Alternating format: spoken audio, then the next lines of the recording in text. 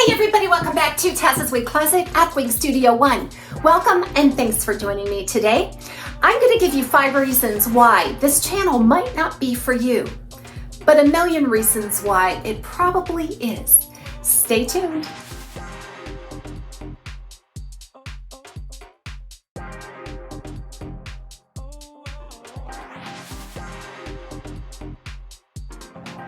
So most of you know my story, and the reason why I started my channel about 5 years ago was to get some information out there about wigs. When I first started to wear wigs and I was trying to navigate online shopping, I was completely lost. I made a lot of poor choices on purchasing wigs, and I didn't want that to happen to anyone else. So I decided to start my own channel to get that wig information out there, but not only that, to help inspire and encourage you along your own wig journey. So there's probably a million reasons out there why you should watch this channel if you are a wig wearer. But there's a few things that might signal that this channel might not be for you. It might not meet your needs. Now, just to set the stage, this is not negative content. This is supposed to be positive content. I get questions all the time from viewers, and some people come to the channel and they're expecting something completely different than what they get, and they have questions or they have criticisms.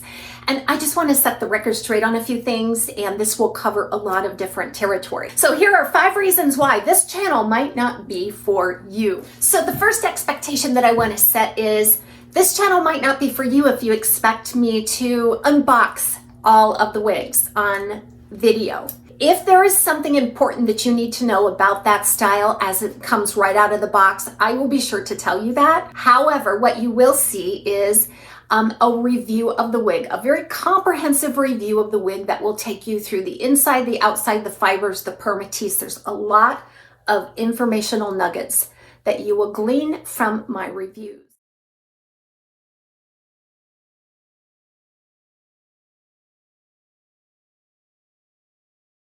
I just put out a video recently on TAZS secrets, on how I get my wigs to look so good, because I hear that a lot. Somebody will come on and say, well, Taz, it doesn't look on you like it does another reviewer.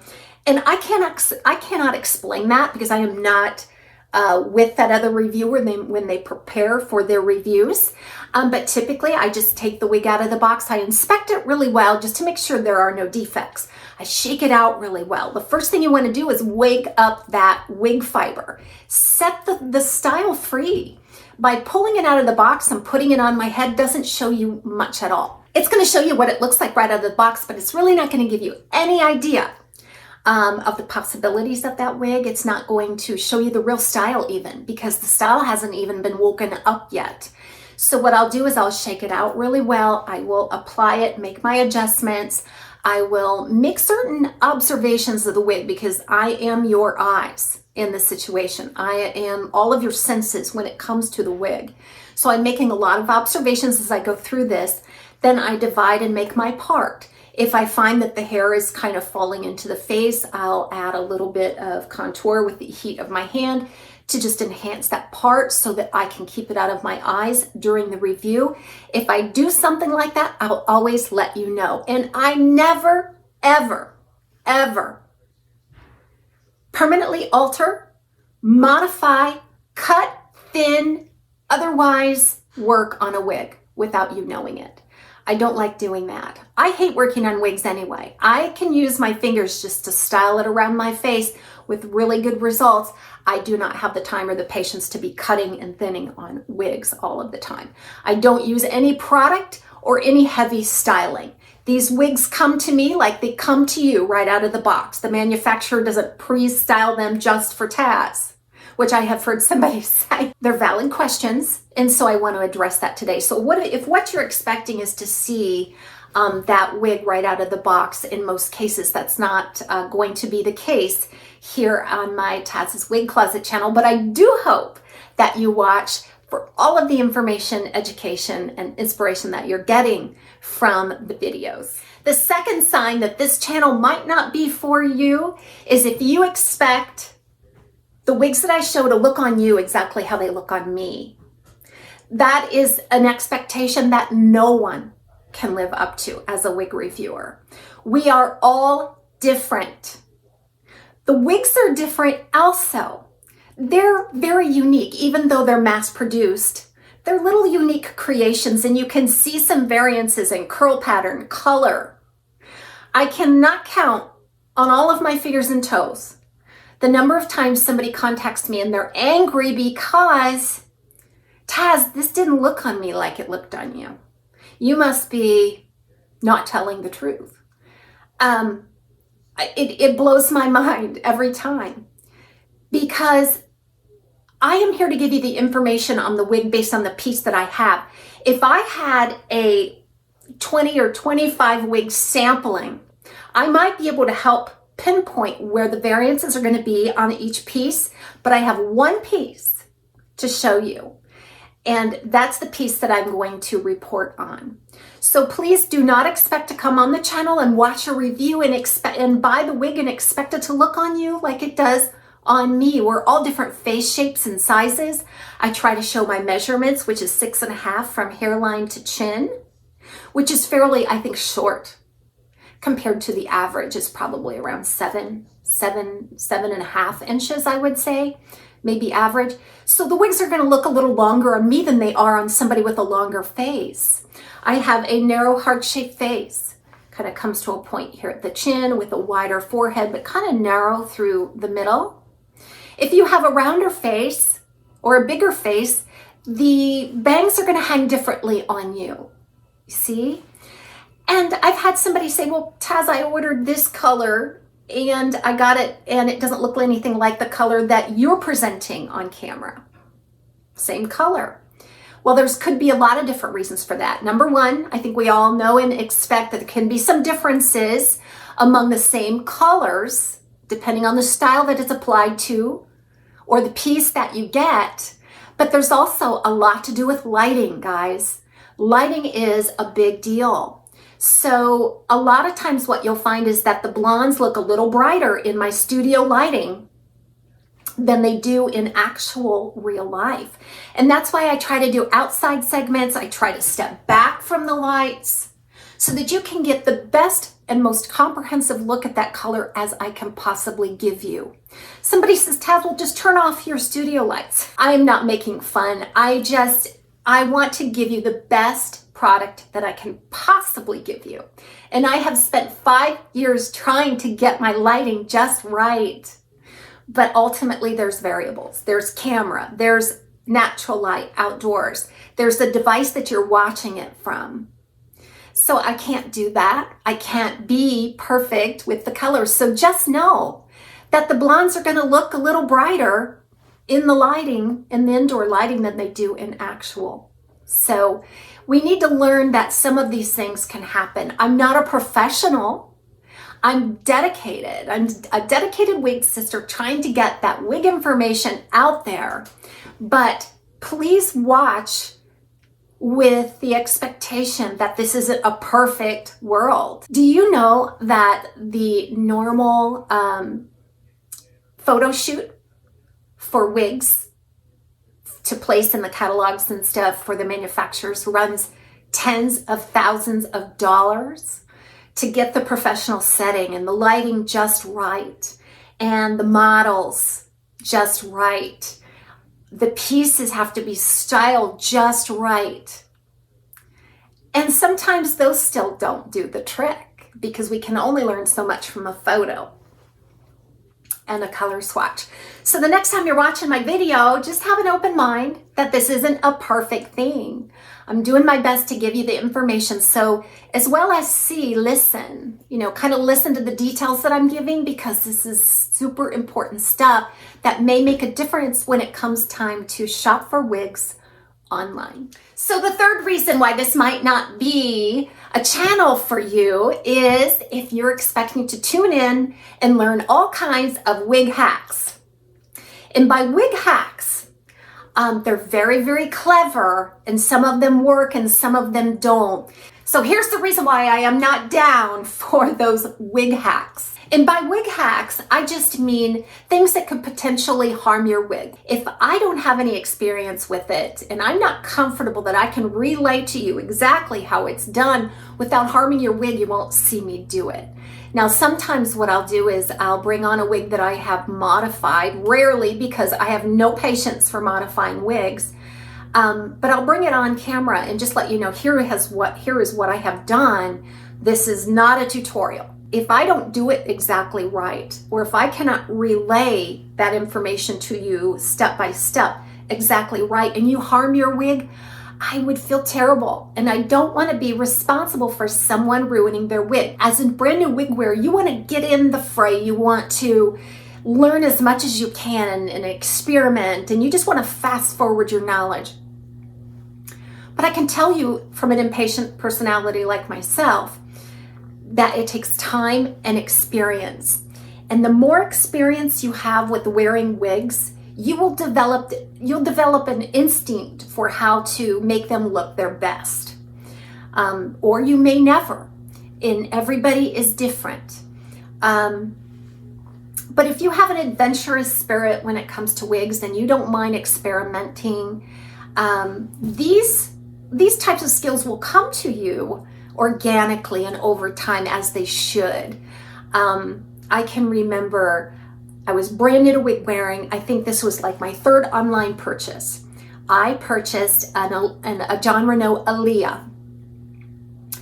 And this Aaliyah was just so thick and voluminous and big and just chunky, and I could not stand the look of it. It looked like a helmet on me, and I'm like, I have to fix this. So I went to YouTube and I found a video, and I don't remember the gal's name, and it wasn't her fault that I messed this up. But again, I was fairly new, and I found a video on how to thin a wig. That's it. That's the ticket. I'm going to thin this wig, and it's going to look great. Well, I had to throw that wig in the trash, because what happened was I thinned and thinned and thinned on that wig, and it didn't look much different. It just looked scraggly. And that was because there was a bunch of permatease at the base of the cap. So basically I had taken out all the fiber, and all that was left was this big bushy permatease with a few straggle. It was horrid. So I don't want to be responsible for someone out there having that experience. Although I'm not responsible, I don't want to feel responsible. I don't want to give you ammunition before you even know how to use the gun. You know what I'm saying? So that's why you're not going to find a lot of fancy wig hacks.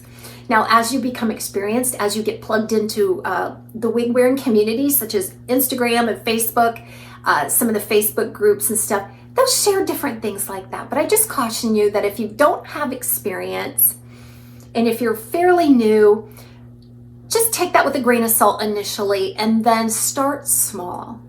If you're going to start thinning a wigs, just thin a little bit here and there, because it won't grow back and you'll end up throwing it away, trust me.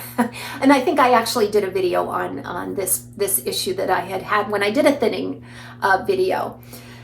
So that's why I don't do wig hacks. So if you're expecting to get a lot of that on my channel, this probably isn't the channel for you. But I hope you stick around, because there is a lot of really good, solid, objective information that you'll learn from this channel. So the fourth reason why this might not be the channel for you, and I get this a lot, is if you are coming on expecting a lot of brunettes, reds, and grays. I am a blonde person. I identify with blonde. Even though I'm a brunette, like in real life, I was a blonde when I was a child, but naturally after puberty and things, it just got really dark. So I'm probably a medium brunette at this time, and I keep my hair really, really short. But you're not going to see a lot of those colors on my channel, because I purchase the best majority of these wigs that I'm showing you for these reviews. I'm purchasing them. And I want to purchase them in colors that I think I'm going to wear on a daily basis or in real life. Now, when I have the chance to review a brunette or a red, I'll bring that to you. And there's a fair amount of those on my channel. Actually, I have some playlists labeled brunette wigs and then one labeled gray wigs so that you can go in. I was really shocked at how many I actually had reviewed. What I would urge you to do is to watch my wig reviews and take in the information about the wig itself, not the color necessarily, because not everybody is a blonde, but take in the information on the wig itself. So at least you're armed with that piece. And then go out into the YouTube universe and find a wig review on the color that you want. And then try to envision that color on this style. So if you're here to see brunettes and reds and it's all about color for you, this probably isn't the channel for you, but I beg you to stay because all of the information and education that you're getting on the wig style is going to help you shop. And you can always look to another channel for your color preference. In fact, the Wig Studio One YouTube channel, I manage that channel for Wig Studio One. We do a great job. We give you a variety of brunettes, reds, blondes, and grays, and everything in between. There's so much variety on that channel, you won't want to miss it. All of the links will be below for the Wig Studio One YouTube channel. We have at least 15 to 25 wig reviews posting every single month. All different colors, different ladies, face shapes, eye colors. There's nothing out there. There's nothing else out there on YouTube like it. I would urge you to subscribe. So number 5, and the final reason why this might not be the wig channel for you, is if you want me to dish on these wigs, if you want me to hate on the wigs, if you want me to complain and pick them apart, you will absolutely not find that on this channel. My goal is to be objective. If I get a wig in the mail and it's horrible, and there's things that are terribly, terribly wrong with it that are not just because they're mass-produced wigs, I will send it back as a defective wig style. I'm not going to present it to all of you. There are so many different opinions out there on wigs that I'm not going to sit and say, well, I hate this wig that I'm wearing. It's too short, it's too curly, it's this and it's that, because ultimately somebody out there is going to love it. And that is the beauty of having such a huge selection of wigs to choose from, is that we can find something that suits us. And so my personal opinion doesn't matter here. This is not about me, it's about the hair. So my goal is to be as fair and balanced as I can about a wig style. If I perceive something to be negative, I'm simply going to state it. I'm not going to qualify it by saying, well, I hate this about this wig, or here's the bad thing about this wig, okay? Because ultimately somebody out there might actually like the feature. Likewise though, if I do ever say that I really like a wig, or I really like something about a wig that's a very positive thing, I'll tell you why. Because that reason why I like it might not be the reason you like it. So being fair and balanced is a responsibility, and I take that very, very seriously.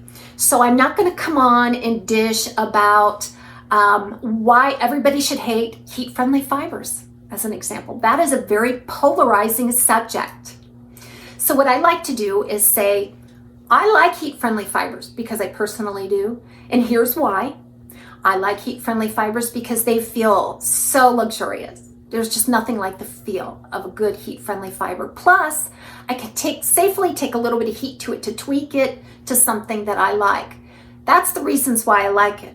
So I'm going to tell you that. But I'm also, on the other hand, going to empower you with the information that you need about maintaining those heat-friendly fibers.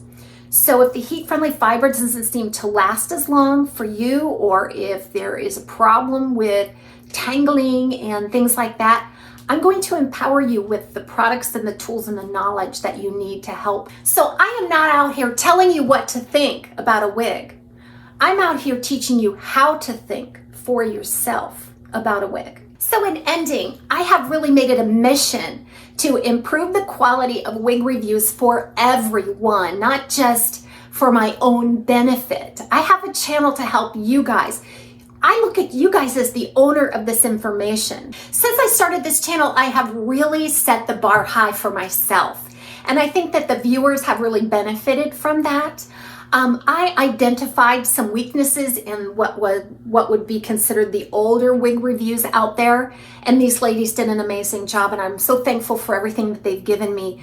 But there were some gaps in the information, things that as a consumer I wanted to know. So such as everybody kind of stood up on the camera in their wig reviews, and they did their spin and things like that, but nobody thought to come back away from the camera so we could get some idea of scale and of the wig and the movement of the wig. So that was something that I incorporated early on in my wig review career journey, whatever you would like to call it. The next thing that I added, and this was sort of by demand and popular request, was a styling segment. Within the first year of doing wig reviews, I started adding a styling segment. And those were so popular because you can learn so much about a wig style just by watching it be manipulated through styling. You can see it move. You can kind of get a sense of the thickness. You can see if it looks natural behind the ear. Can it get some volume? There were just so many things that you can learn from the styling segment. So I really pioneered that concept, and it was for all of you. It wasn't for me, it was for you. So these concepts that I tried to improve on and add to my wig reviews, I don't own these. These aren't trademarked or copyrighted. This information belongs to the people. It belongs to the wig consumer. So I hope that the wig reviewers out there that are just coming up can take these ideas and even improve on them. Because you're all going to benefit. I am going to benefit as a wig consumer myself. And the truth is, all of these wig reviewers kind of use that same basic recipe now that we've come up with and even perfected. But it's their personalities, it's their spin on things that make it great and unique to them. And it's fun. It's fun. I've got a passion for it.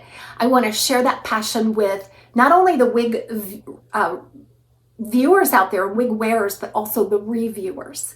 Because these wig reviewers are wig wearers, and they have a passion for getting the information out there. And I don't think we can have too many of them. I think this little community that we have can support as many wig reviews as there are people. It's all about sharing, and we learn from each other. So whether it's the outdoor view segment, I added in quickly after I started because I had some requests to see it outdoor, and I thought, well, there goes a light bulb.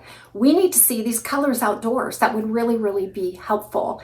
And then most recently, I added in some side-by-side, some split shots where we can do a full comparison.